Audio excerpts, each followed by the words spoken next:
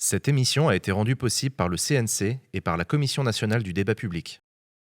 Ça te dirait de voir Backseat jusqu'en 2027, 2040 même? Eh ben c'est possible, mais pour ça on a besoin de toi. Backseat, c'est une émission qui tient à son indépendance, c'est pourquoi nous avons choisi de faire reposer une partie du financement de l'émission sur notre public. Chaque épisode coûte 13 000 €, ce qui comprend toute la logistique, mais surtout les salaires de chaque personne intervenant sur l'émission. Pour pouvoir diffuser toute l'année, nous avons besoin de 30 000 € par mois. Alors rends-toi sur KissKissBankBank, choisis l'abonnement que tu préfères et profite des contreparties que nous proposons en échange, comme le fait de voir l'émission en intégralité sur YouTube dès le vendredi matin, ou l'adhésion au Club Backseat qui donne accès à plein d'avantages. Si chaque spectateur régulier donnait 1 € par mois, nous pourrions produire Backseat pendant de nombreuses années. Alors rendez-vous sur KissKiss pour soutenir cette belle émission. Et tout de suite, ta VOD. Je vous propose qu'on enchaîne les amis et qu'on retrouve l'invité de la semaine. Cette semaine, c'est Ponce.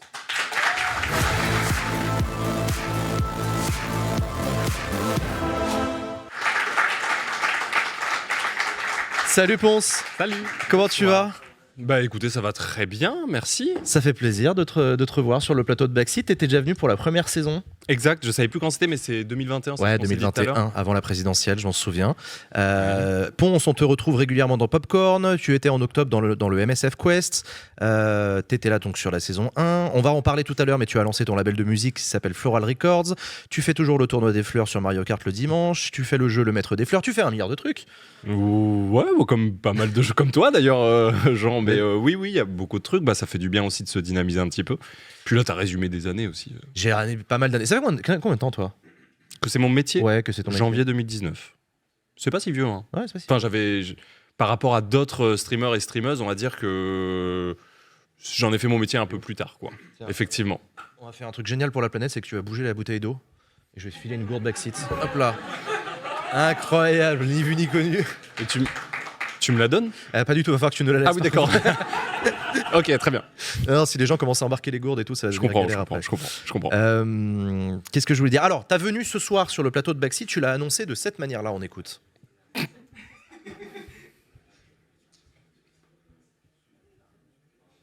Oh d'ailleurs en parlant de gauche, de mes couilles et tout, je serai peut-être dans Backseat un de ces quatre là bientôt. Possible participation dans Backseat. Et là vous allez voir, si jamais vous voulez vraiment savoir si je suis de gauche ou pas, là vous allez voir dans Backseat ce qui va se passer. En fait, je savais pas si ça a été annoncé, donc j'étais en mode bon, je dis quand même que Non, mais si, bien sûr. J'ai pas trop. Aucun problème, t'as le droit d'annoncer ta venue, il n'y a pas de problème. Est-ce que tu trouves que Twitch s'est politisé depuis 2 ans ? Un petit peu. Ouais, un petit peu. Sur certaines questions, par exemple. Non, je sais pas. Ouais, si, un petit peu. J'ai l'impression que de plus en plus les gens comprennent que si jamais ils parlent pas, quelque part ils collaborent avec des problèmes qui existent. Donc j'ai l'impression que on se responsabilise. Après, je me trompe peut-être, mais c'est possible un petit peu, ouais. La question de l'égalité des genres, notamment. C'est un truc sur lequel j'ai l'impression qu'on en parle beaucoup sur Twitch. Ah bah il y a 5 ans c'était pas un débat quoi. Personne n'en parlait. Maintenant on en parle beaucoup plus, non sans mal, mais oui ça en parle beaucoup plus, effectivement ouais. Est-ce que c'est plus reconnu aujourd'hui ? Dans quel sens ? La notoriété publique sur la plateforme, le fait qu'il y ait des victimes, le fait qu'il y ait du cyberharcèlement, etc. Reconnu ? Oui, je pense que c'est reconnu. Après, je pense que l'immense majorité des gens ne se rendent pas compte de la réalité. À quel point c'est encore pire que ce qu'on peut penser. Pour les victimes ? Ouais, pour les victimes. Je pense, évidemment, notamment aux femmes, par exemple, je pense qu'il y a beaucoup de gens qui ne se rendent absolument pas compte de ce qui se passe. Ouais. Même si plus les gens parlent, plus on arrive à comprendre un petit peu, ouais, effectivement. Est-ce que c'est une responsabilité pour toi d'être moteur sur ces questions ? Tu sens que tu as une charge, tu sens que tu as un poids, tu sens que tu as un sacerdoce, je sais pas, appelle ça comme tu veux. Non. Mais par contre, tu as raison, il y a quelques années, je pensais pas spécialement à ça, et c'est surtout que j'avais aussi moins de notoriété forcément avant que ce soit mon métier, que ça se développe et tout. Mais c'est juste que je me suis rendu compte au fur et à mesure du temps que beaucoup de gens dans l'inaction étaient complètement complices en fait de ça, et surtout que c'était souvent des hommes et ça leur convenait forcément. Donc au bout d'un moment, je me sens pas obligé dans le sens sacerdoce comme tu dis, etc. Non, je vois ce que tu veux dire. Mais d'un point de vue purement personnel et valeur, en fait, ça fait chier quoi. Ouais. Plus ça, tu vois. Par ailleurs, on a remarqué que tu avais pris position sur la réforme des retraites. Et t'étais pas le seul d'ailleurs. Ça aussi, c'était surprenant. Ouais.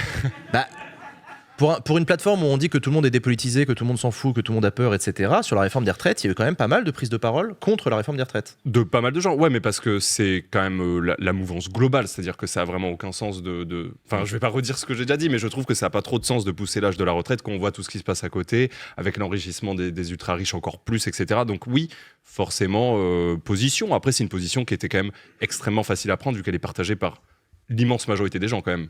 Enfin, ouais. J'ai l'impression. Oui, là, en l'occurrence, tu avais plus de 90% de la population française qui était d'accord, donc c'était Voilà, pas une prise de risque énorme que de dire que tu étais contre la réforme des retraites. De risque, quoi, Est-ce que tu te sens toujours un peu en retrait de la politique ? Alors, la politique telle qu'elle est faite par les gens qui l'incarnent, ouais, j'avoue, ouais. Okay. Par contre, par les questions de société, bah non, je me sens pas en retrait. Au contraire, j'ai l'impression qu'on est toutes et tous en plein dedans. Donc, en fait, c'est ça le truc, c'est que on veut toujours étiqueter les gens et tu sais, on dit ne pas faire de politique sur Twitch et tout. Bon, évidemment, le classique, tout est politique. Mais en fait, on va avoir tendance à mettre des étiquettes sur des gens en fonction du paysage politique du pays, en fait, d'où on vient. Ouais, c'est vrai. Alors qu'en réalité, le paysage politique, il est évidemment différent dans tous les pays et que concrètement, on peut avoir des pensées qui peuvent ressembler à des mouvances politiques de notre pays, mais en fait, tu peux t'inscrire nulle part aussi, quoi. Je sais pas si tu vois ce que je veux dire. Je vois ce que tu veux dire. C'est dur de se placer dans un paysage gauche-droite américain, par exemple. Ouais, Un paysage très particulier. Impossible. Enfin, moi, je trouve ça tellement impossible. culturellement tellement spécifique. C'est vraiment droite ou gauche, et enfin droite ou droite, mais enfin, je veux dire, c'est vraiment l'un ou l'autre, quoi. C'est un peu bizarre, je trouve, comme sensation. Bon, et puis sinon, depuis 2021, il s'est quand même passé quelque chose, c'est que tu as lancé ton label de musique qui s'appelle Floral Records. C'est un peu un tournant dans ta carrière, non ? Ouais, ou un tournant, je sais pas si on peut dire ça comme ça, mais c'est le plus gros projet de ma vie, hors ce que j'entreprends en stream, effectivement. Ouais, de loin. En fait, c'est un projet... C'est un peu un retour aux sources aussi, parce que tu avais des liens avec des groupes de musique quand tu étais au lycée, par exemple. Ouais, complètement. J'ai fait conservatoire, donc j'étais avec plein de musiciens... Ouais. En général, j'ai eu un groupe de musique qui a un petit peu tourné quand j'étais très jeune adulte. Et concrètement, tous mes potes, mon milieu personnel, qui est en fait le même depuis mes 10 ans, j'ai vraiment un noyau très très solide de potes. En fait, ils ou elles bossent toutes et tous dans la musique. Donc en fait, à un moment donné, je me suis dit c'est un peu évident. Et tu t'es senti accueilli ? Parce que quand on est streamer, on peut, dans le milieu de la musique, quand on est streamer, on peut imaginer que les gens te prennent avec une certaine distance. Ouais, c'est un truc que j'apprécie justement, parce que quelque part, c'est l'effet inverse du, tu vois, dans le milieu du streaming, quand tu vas arriver, peut-être les gens te connaissent, ils t'ont déjà entendu, ils ont vu des émissions, ils ont vu des bouts, etc. J'arrive dans le milieu de la musique, personne ne sait qui je suis. Et en fait, je suis accompagné de collègues qui, eux, pour le coup, ont un pied dans la musique et les gens voient qui ils sont. Donc en fait, moi, ça me met super bien d'être beaucoup plus en retrait, beaucoup plus dans l'ombre. Okay. Et au contraire, ça fait du bien. Non, mais tant mieux. La Floral Party, par exemple, tu as rempli le Bataclan. Yes. Quand même, je crois qu'on a quelques images. Tu l'as raconté, d'ailleurs, ça n'a pas été facile de trouver une salle. Ça, par contre, c'était l'enfer. Parce que effectivement... on n'a pas d'image. En fait, les gens se déplacent de moins en moins en concert depuis... Plus le temps avance, moins les gens vont en concert. C'est un peu une réalité un peu triste. Et donc même des artistes de renom, ils ou elles vont avoir du mal à remplir les salles. Et même les salles pas si grandes que ça. Et donc en fait, les salles en général sont frileuses d'accueillir des projets complètement inconnus. Sauf que le Bataclan, ça a toujours été une scène qui accueille ce genre de choses. C'est une scène qui prend des risques. C'est une scène qui accepte des projets complètement inconnus, mais un peu improbables. Et on se dit, oh, ça peut être cool, et puis ça remplit pas, c'est pas grave, c'était quand même une bonne soirée. Et donc, c'est les seuls qui nous ont ouvert leurs portes. Et bon, ils étaient super contents. Hein. Mais t'es bien accompagné, t'as une équipe autour de toi pour bosser là-dessus. Ouais, parce que putain, non mec, paye ton projet quoi. Ah non, mais alors moi dans Floral Records, c'est pour ça, souvent les gens ils me disent, mais attends, mais comment t'organises ton temps ? Mais moi, Floral Records, ça me prend quasiment pas de temps. Moi, ça va me prendre par exemple 3 jours par mois parce que je vais en déplacement à un festival pro et du coup, j'y vais pendant 3 jours. Mais le reste de la semaine, moi, je ne fais rien du tout.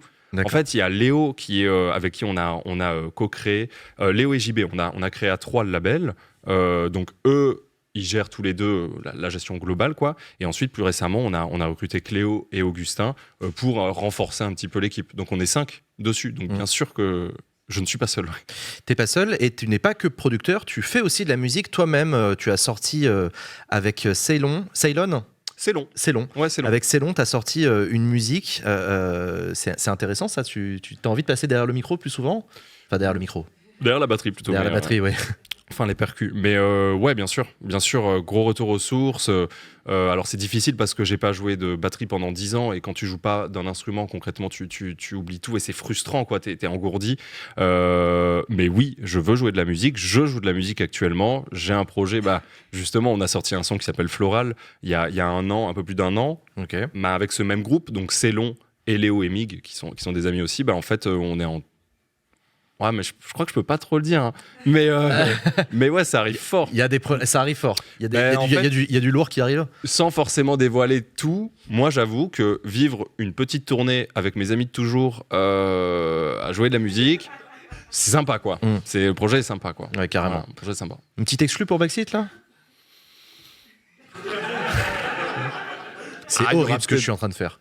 Il y aura peut-être un album qui arrivera en 2024, tu vois, c'est pas impossible. Allez. Peut-être. Incroyable. Avant les européennes.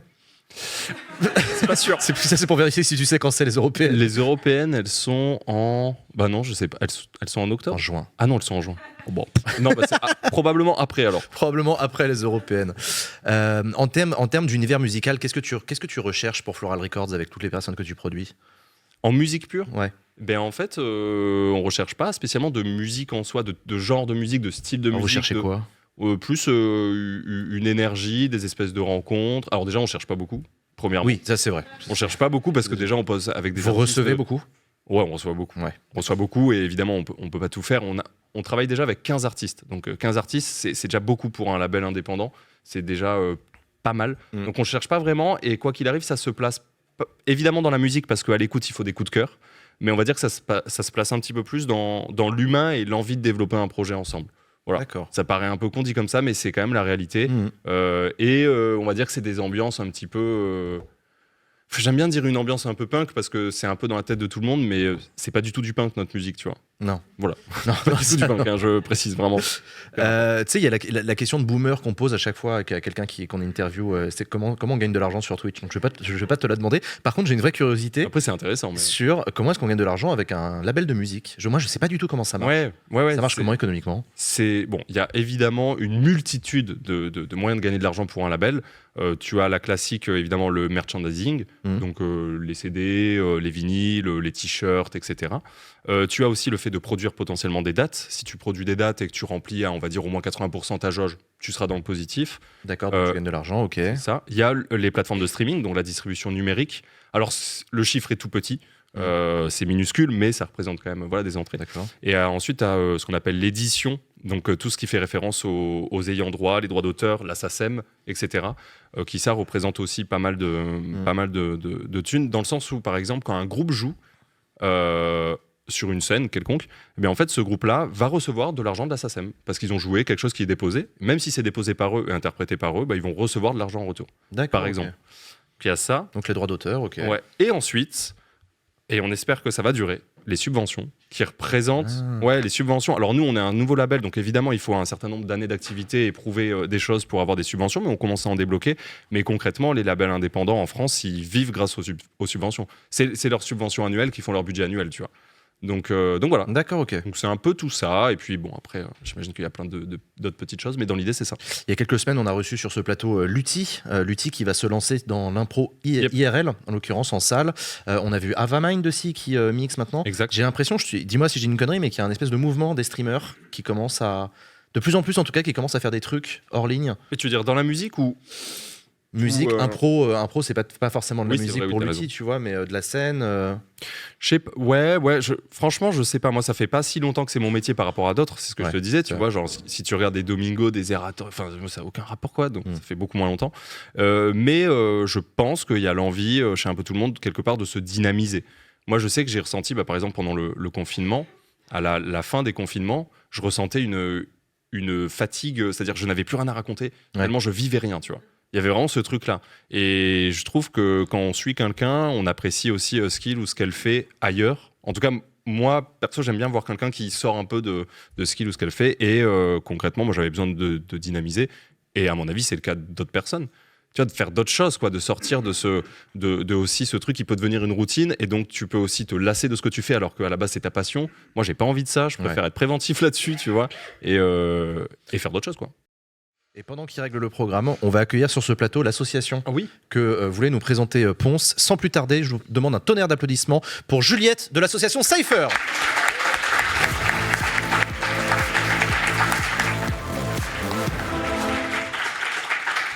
Salut Juliette. Bonjour. Merci d'être avec nous sur le plateau de Backseat.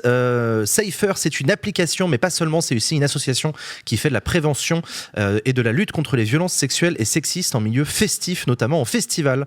Vous êtes sur Mars Attack, sur Wheel of Green et sur 60 autres festivals. Explique-nous un peu d'où est venue l'idée de créer cette association, cette organisation.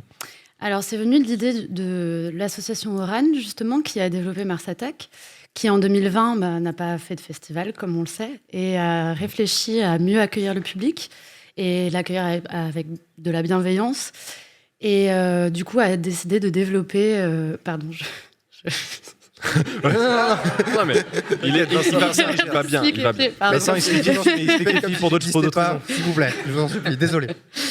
Non, et du coup, qui a réfléchi à comment accueillir avec plus de bienveillance et de faire de Mars Attack un espace plus safe. Ouais. Et a décidé de créer ce dispositif avec comme fer de lance l'application, mais pas que, parce que c'est un dispositif à 360 que je peux vous décrire. Vas-y, carrément, s'il te plaît. C'est du coup un dispositif d'accompagnement à la lutte contre les violences sexistes et sexuelles, donc à destination du public, mais on intervient en milieu festif, donc on s'adresse à des professionnels et des organisateuristes d'événements. Donc, on a plusieurs choses. En fait, l'idée, c'est que c'est une boîte à outils dans laquelle ils peuvent piocher. Ouais. Et on est un centre de ressources qui peut les aider à vraiment faire de la lutte contre les violences sexistes et sexuelles un vrai enjeu sociétal. Donc, on a plusieurs choses. On a à la fois un MOOC qui est un truc de formation, c'est ouais, ça, c'est formation en ligne. Ouais. Enfin, c'est pas formation, pardon. Justement, c'est important de le préciser parce que c'est de la sensibilisation. C'est de la sensibilisation. Ouais. On a donc c'est pour sensibiliser le staff et les bénévoles. Ouais. Et on a aussi également donc du coup les applications dont vous avez parlé.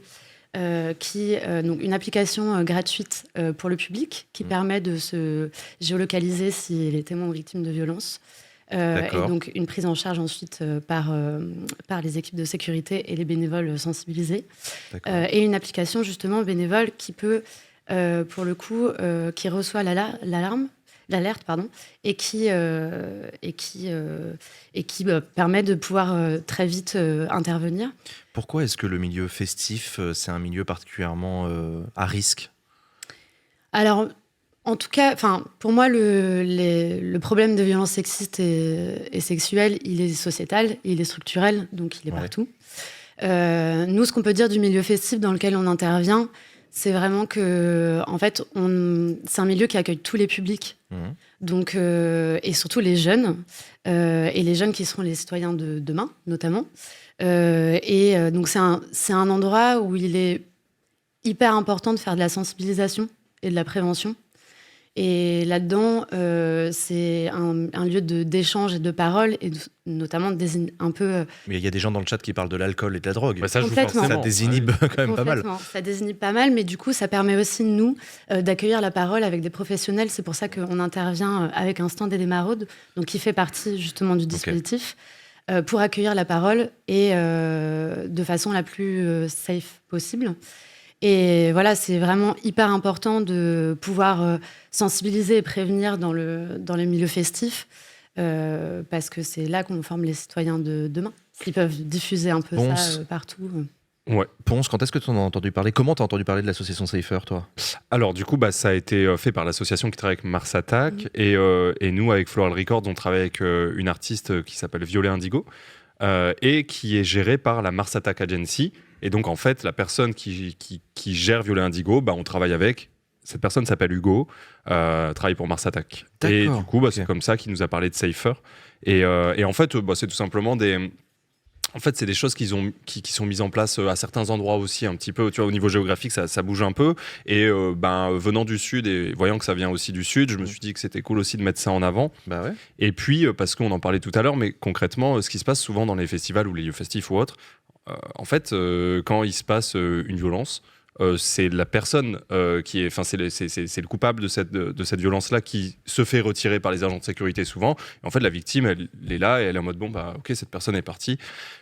Allez, on reprend la soirée, tu vois. Et c'est aussi pour ça que c'est important, c'est d'écouter les victimes et de les prendre en charge aussi pendant les événements et de rassurer ces victimes-là, quoi.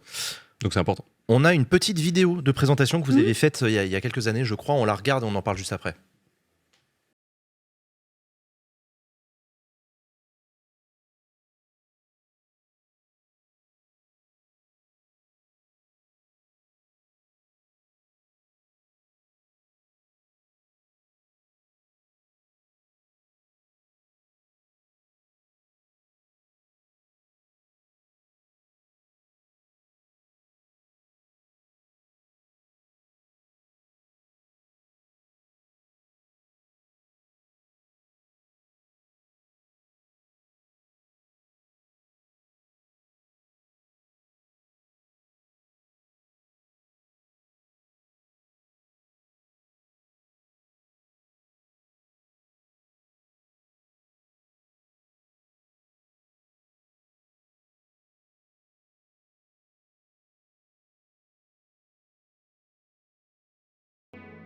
Voilà, espace-safer.com, le site internet de cette association. Aujourd'hui, il y a toujours l'application, mais il y a plus que ça, il y a plein de trucs. Comment ça fonctionne ?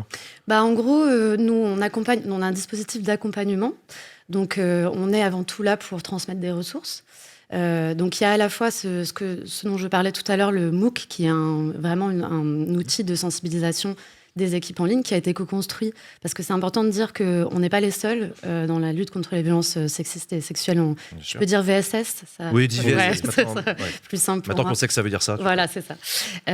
On co-construit, on est vraiment, on travaille vraiment en réseau avec des associations et des professionnels de l'écoute, des associations comme Consentis ou les Catherinettes qui elles, pour le coup, sont des organismes de formation.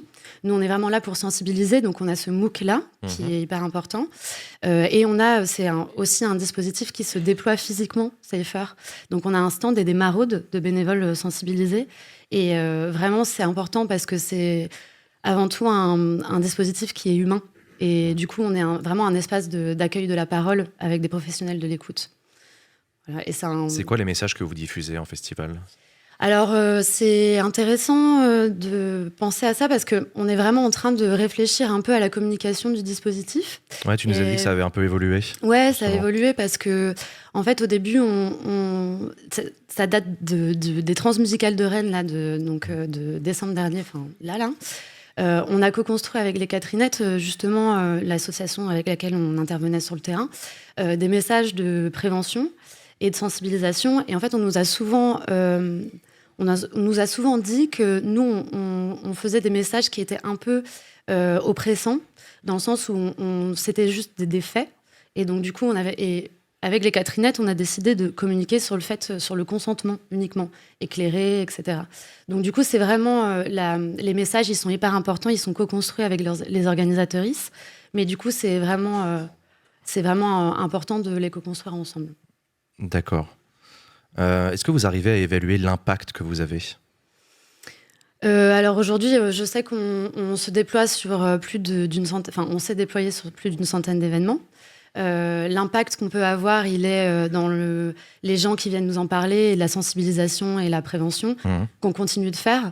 Donc l'impact réel, je peux pas le quantifier ni le quantifier, mais en tout cas, j'ai l'impression que en tant que responsable communication, de voir la communication du dispositif qui évolue et les gens qui réagissent, qu'on a un impact quand même assez important aujourd'hui. Comment est-ce qu'on fait pour vous rejoindre, pour vous aider, pour vous suivre ? C'est quoi les bons liens ? C'est quoi les bons endroits ? Vous allez sur notre site internet. Espace-safer.com. Si vous êtes organisatrice d'événements, vous nous envoyez un petit mail et on reviendra vers vous. Et pareil pour les personnes qui souhaiteraient être bénévoles sur des festivals, on a un espace qui est dédié pour justement pas candidater parce que c'est pas le terme pour les bénévoles, mais pour en tout cas devenir volontaire. Ok, voilà. Trop bien. Un tonnerre d'applaudissements, mesdames et messieurs, pour l'association de Safer et pour Juliette qui est venue avec nous.